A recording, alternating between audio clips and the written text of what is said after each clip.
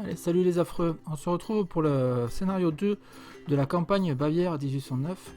Scénario 2 donc, qui consiste à la bataille de Landshut, avec la traversée du fameux pont de la porte de Landshut.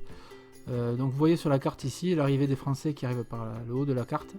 Ils doivent traverser le pont qui est en jaune sur la carte. Et les Autrichiens, eux, se placent dans cette partie-là de la carte. Et leur but, tout simplement, c'est d'empêcher les Français de traverser. Donc on avait rejoué cette partie avec Raphaël sur sa table. Voici le décor avec le pont qui faisait 10 pas de long, la partie plane. Hein. Et voici la table en général. Donc voici la porte de Landshut. Et puis les troupes autrichiennes qui sont placées. Donc sur la gauche, il y avait un bataillon à 30 figurines. C'est moi qui jouais les Autrichiens. J'avais placé un bataillon à 20 figurines dans une maison. Un deuxième bataillon colonel à 30 figurines qui était vétéran en face de la porte de Landshut qui est fermée. Vous voyez, elle est fermée là. Donc ça constituait un régiment, et le deuxième régiment d'infanterie était sur la droite du village, avec la batterie d'artillerie, constituée de 2 pièces de 6, qui était attelée parce que j'avais pour objectif de m'avancer au maximum et de prendre en enfilade toutes les troupes qui arrivaient sur le pont. Voyant ça, Raphaël, pas bête, il a mis ses batteries en face des miennes, dételées, prêtes à tirer dès le premier tour. Et ensuite, toutes ces troupes, il avait détaché les voltigeurs, ce qui faisait des cartes supplémentaires, ce qui n'a pas été négligeable dans la partie, vous allez voir plus tard. Et ensuite, tous ces bataillons mers, je dirais, les bataillons sans les voltigeurs, étaient placés donc juste derrière, prêts à traverser le pont. Donc les bataillons, les 3 premiers bataillons qu'il va faire traverser sont des bataillons de troupes légères, c'est l'infanterie légère, et qui avait une capacité particulière, qui avait ce qu'on appelait la charge mouton, ça leur donnait un petit bonus. Et la particularité aussi des légers, c'est de pouvoir supprimer les pions de fatigue sur des G2D. C'est l'option esprit de corps, qui n'est pas négligeable, on va le voir plus tard. Voilà. Il y avait aussi la cavalerie qui n'y a pas vraiment servi, qui a eu du mal à faire traverser. Donc voilà la table côté français. Donc excusez-moi pour la lumière, ça manquait un peu de lumière, ça a été joué en soirée assez tard. Et donc l'esprit, voilà, on voit bien les masses françaises qui sont sur la route et qui vont traverser. Donc comme je vous le disais, le pont faisait 10 pas jusqu'à la porte, de la partie plane jusqu'à la porte, ça faisait 10 pas, ce qui constituait en gros un tour pour le français pour arriver jusqu'à la porte. Et ensuite, il lui fallait un tour supplémentaire pour arriver à ouvrir cette porte. Voilà, donc voici le placement à la fin, au début de la partie. On se retrouve à la fin du... Non, c'est pendant le premier tour, tout simplement. On voit l'activation des unités de Raphaël. Donc là, il arrive à activer ses premiers bataillons. Et donc, il va tout simplement leur faire traverser le pont. Donc, on s'est amusé à faire les décors. On s'est fait un malin plaisir à faire des décors qui nous a bien plu. Raphaël, donc la table, elle est à Raphaël. Hein. La rivière, c'est lui qui l'a faite avec du polystyrène on ne peut plus basique, mais très bien peint. Le pont et la porte, c'est moi qui les ai faits, tout simplement en balsa, rien de plus simple, très très léger, et du polystyrène recouvert de papier journal et peint par-dessus pour tout ce qui est la porte de Landshut. Et on dit Landshut en allemand, on ne dit pas Landshut. Un U en allemand, ça se dit OU. Voilà. Donc voilà, on voit les bataillons français, on revient sur la partie, excusez-moi, on voit les bataillons français qui sont activés. Et qui vont donc traverser, prendre ce pont, aller courir sur le pont en espérant pouvoir traverser. Et ensuite, ils vont essayer d'ouvrir la porte sans trop subir d'attaque de la part des Autrichiens. Messieurs, pour le 20e, en avant, marche!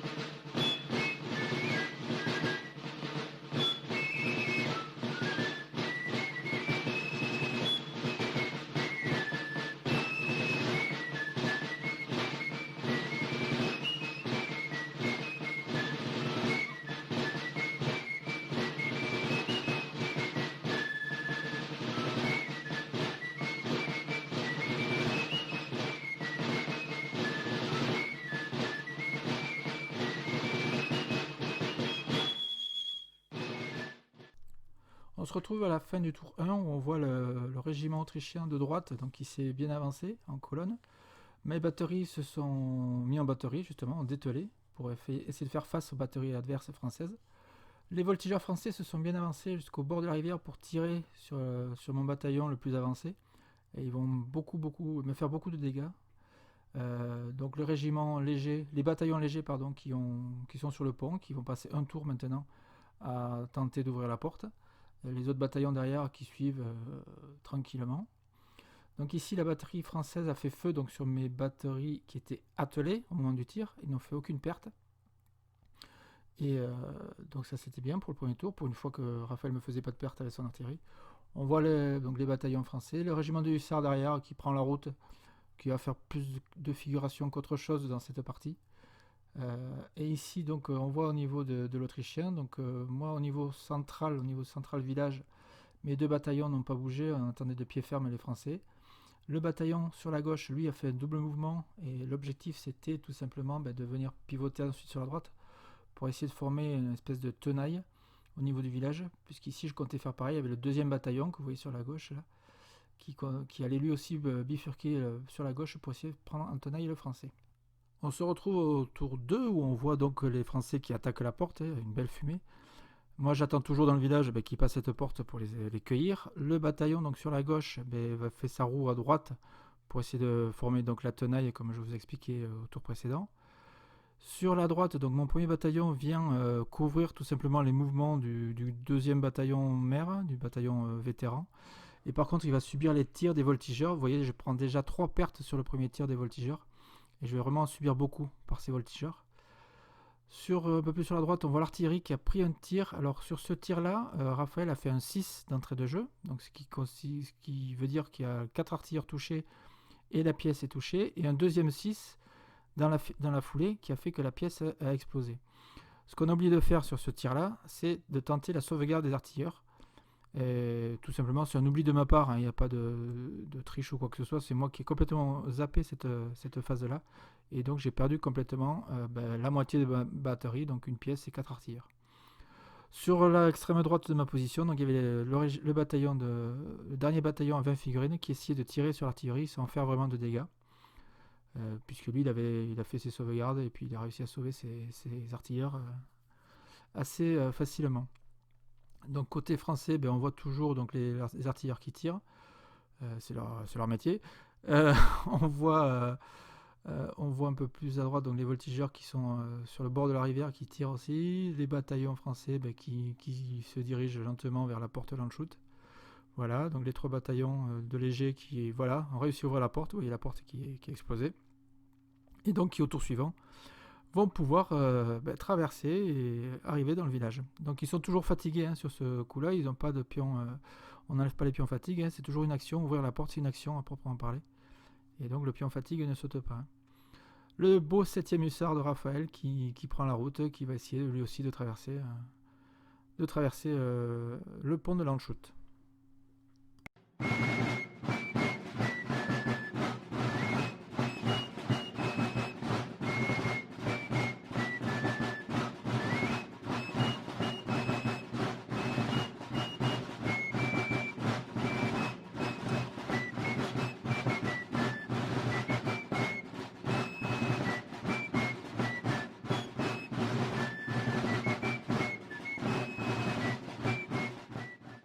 On se retrouve à la fin du tour 3 où on voit donc les bataillons français sont légèrement avancés. Et moi l'erreur que je vais commettre c'est que le bataillon autrichien que vous voyez en bas de l'image, au lieu de mettre un ordre de tir, j'ai mis un ordre réception de charge. Je pensais qu'il allait me charger d'entrée de jeu.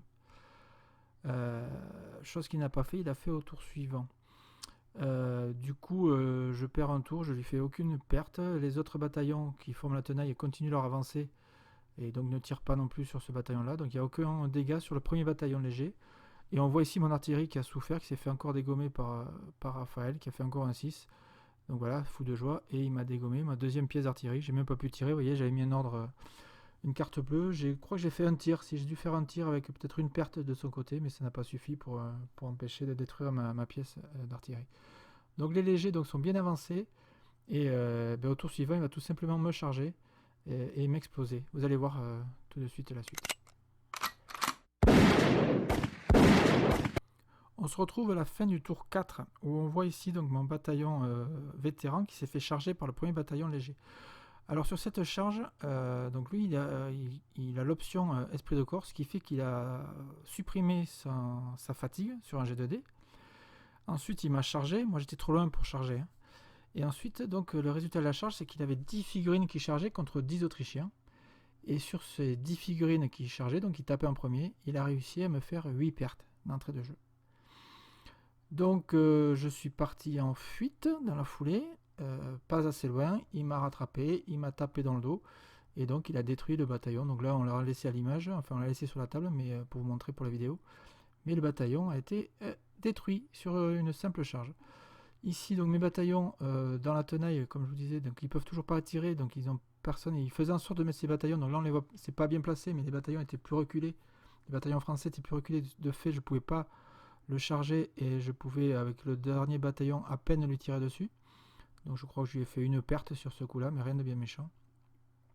Et lui il continue de faire traverser ses unités, voilà les deuxièmes bataillons qui arrivent et qui va aussi faire des belles attaques. Donc voilà, on voit les hussards qui commencent à monter sur le pont, c'est bien. Les voltigeurs qui se sont reculés un peu parce que je lui tirais aussi dessus hein, malgré tout, et qui ont eu quelques pertes mais vraiment pas grand chose. Son artillerie qui a eu quelques pertes aussi par mes tirs d'infanterie, et qui s'est repositionné en vue d'essayer de prendre mon dernier bataillon, là, mon bataillon que j'ai replacé en ligne pour avoir moins de dégâts, et qui va donc me tirer dessus par l'artillerie et par les voltigeurs. Tour suivant, donc le bataillon français léger s'est reformé pour revenir dans la bataille. Mon bataillon dans la maison va lui tirer dessus sans faire vraiment beaucoup de dégâts. Son deuxième bataillon a fait une roue à droite, a subi des tirs. Vous voyez, il a pris des tirs par le bataillon de gauche, bataillon autrichien de gauche. Il a pris des tirs, il a pris 3 pertes, je crois. Et vous allez voir au tour suivant ce qui va se passer avec ce deuxième bataillon qui va charger aussi. Et qui va. Vous allez voir comment ça va se passer. Le dernier bataillon léger arrive au pied de la porte, on va dire, prêt à traverser.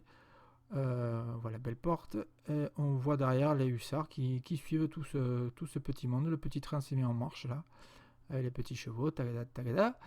Et puis derrière, les bataillons de ligne qui s'alignent aussi, en vue de tout simplement de passer de l'autre côté et venir détruire la belle armée autrichienne. Les voltigeurs français se sont légèrement reculés et continuent leur tir. Ils ont eu une perte, je crois. Enfin, ils ont réussi à sauvegarder pas mal de figurines. L'artillerie qui s'était réorientée va tirer sur mon bataillon qui était en ligne de l'autre côté de la rivière. Vous allez voir juste après. Et ici, moi sur la droite, le dernier bataillon avait un figurine. Je le mets en double ligne, ou en ligne, c'est la formation autrichienne, pour tirer sur le bataillon. Ici, donc, j'ai subi les tirs des voltigeurs et de l'artillerie. Et donc, ce qui devait arriva, ce bataillon part en fuite.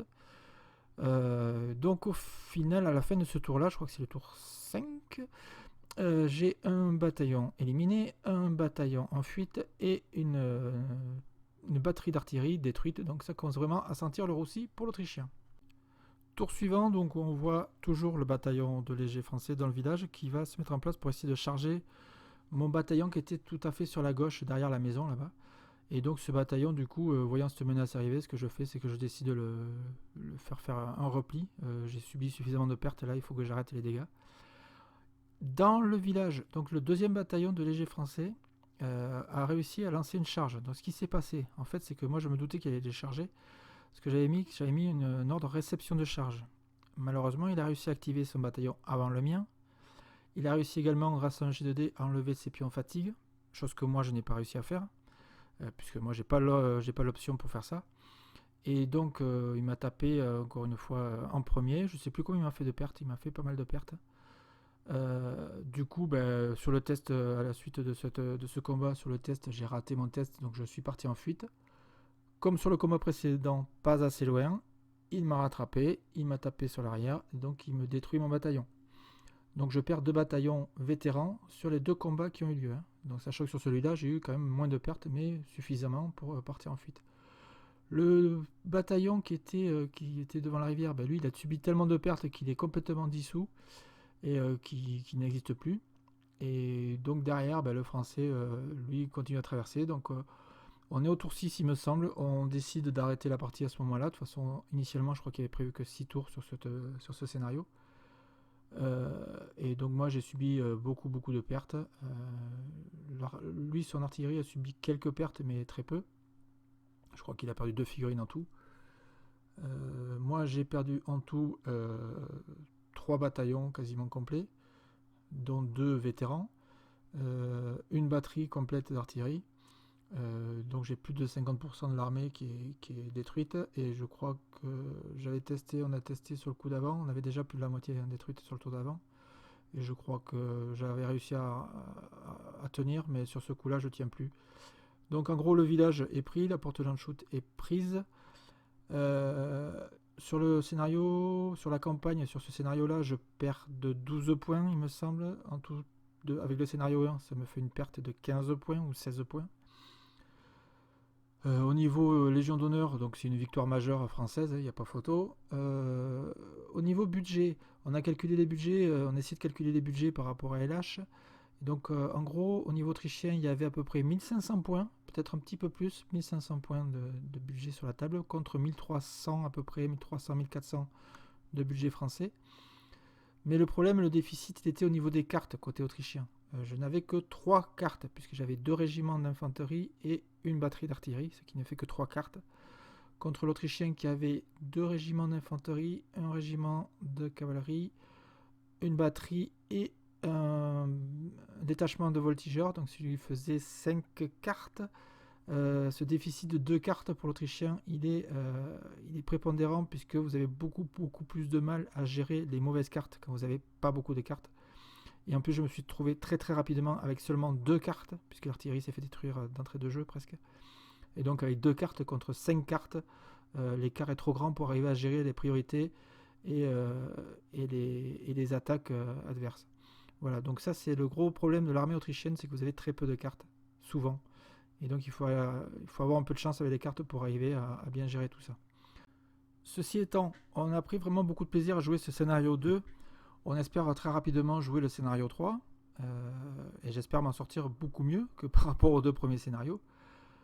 On a pris beaucoup de plaisir à jouer avec ces décors qui étaient vraiment super sympas.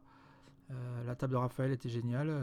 Voilà, on s'est éclaté sur les décors, et on s'est éclaté aussi avec nos figurines à manipuler tout ça, à bouger tout ça. Pas mal de mouvements, pas mal de combats, assez sympa. Voilà, j'espère que cette vidéo vous a plu, et puis je vous dis à très bientôt pour un prochain compte rendu. Ciao ciao les affreux.